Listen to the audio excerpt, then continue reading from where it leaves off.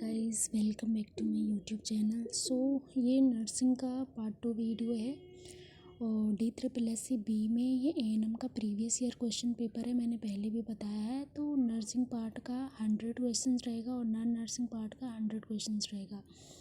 तो ये nursing part का है। तो इसमें हमने पार्ट 1 वीडियो में हमने पहले जो क्वेश्चंस थे उनको हमने देख लिए थे। ये जो नेक्स्ट क्वेश्चन है उसके वाले उसको हम कंटिन्यू करेंगे। यहाँ पे देखो दिया है the covering of the hearts, मतलब कि जो हमारा हार्ट्स है वो उनकी लेयर कौन सी लेयर से वो कवरिंग होता है। तो ऑप्शन सी है वो राइट है, पेरिकार्डियम, चूँकि इसमें ऑप्शन 4 दिए गए हैं।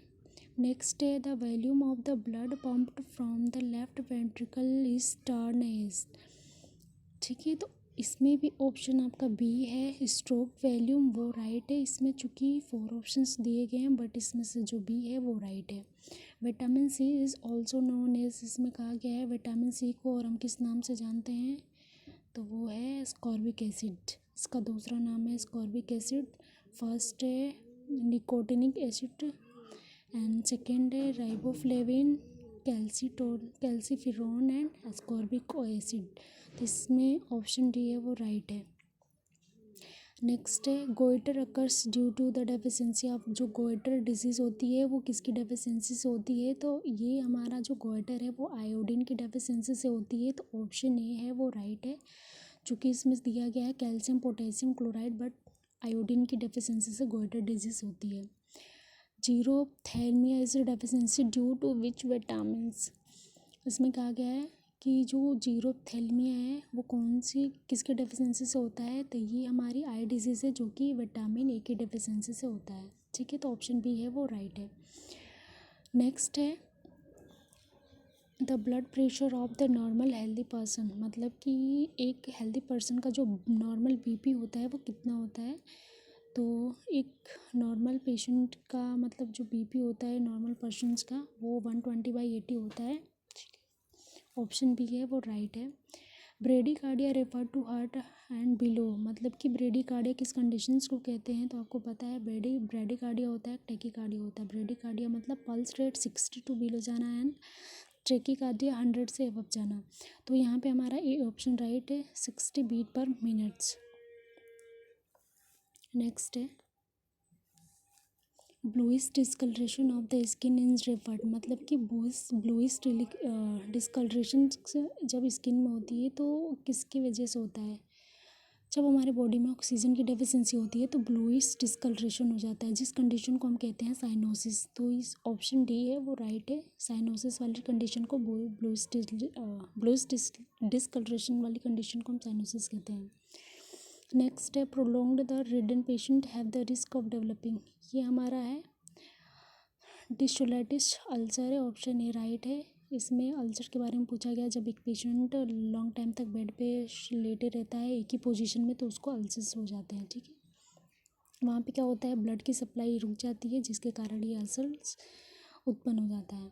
नेक्स्ट है the most preferred site the giving IM injection and average adult, मतलब कि एक अडल्ट में जो इंट्रामस्कुलर इंजेक्शन देने की जो मसल्स होती है वो सबसे बेटर कौन सी होती है। तो ग्लूटियल रीजन होती है, जो कि ऑप्शन सी है वो राइट है।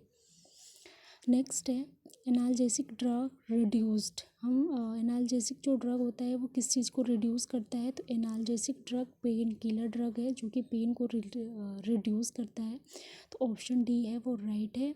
ए में दिया गया है शुगर लेवल, बी में दिया गया है फीवर सिक्रेशंस, जो कि डी राइट है। नेक्स्ट है the break of the continuity bone is the referred, मतलब कि कंटिन्यूस बोन में ब्रेक होना, पेन होना, उसको किस चीज़ की कंडीशन कहा जाता है। तो वो है ऑर्थराइटिस। ऑर्थराइटिस वाली कंडीशंस में जॉइंट में पेन होना स्टार्ट हो जाता है, जो कि ऑप्शन बी है वो हमारा राइट है। ICDS programme initiated in India by, मतलब कि जो ICDS प्रोग्राम है वो कब स्टार्ट हुआ था। तो वो 1975 में स्टार्ट हुआ था। ऑप्शन बी राइट है। नेक्स्ट चलते हैं, दिया है the national health programme related to mother and child, मतलब कि जो नेशनल हेल्थ प्रोग्राम है, देखो इसमें ऑप्शंस दिए गए हैं। ए है मैटरनल एंड चाइल्ड हेल्थ, जो कि नेशनल हेल्थ प्रोग्राम है वो मदर और बेबी से रिलेटेड ही होता है। तो इसमें जितने भी ऑप्शंस दिए गए हैं वो सारे राइट है। तो हमने ऑप्शन जो डी है ऑल ऑफ द एबव उस पर हमने टिक किया है, जो कि वो सही है, क्योंकि इसमें से चारों ही सही है। Child survival and safe motherhood programme, ये सारे प्रोग्राम राइट्स हैं।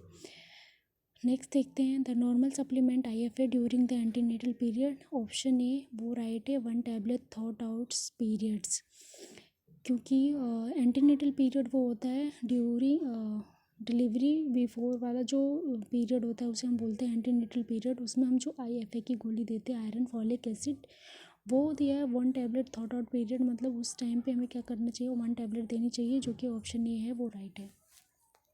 नेक्स्ट देखते हैं,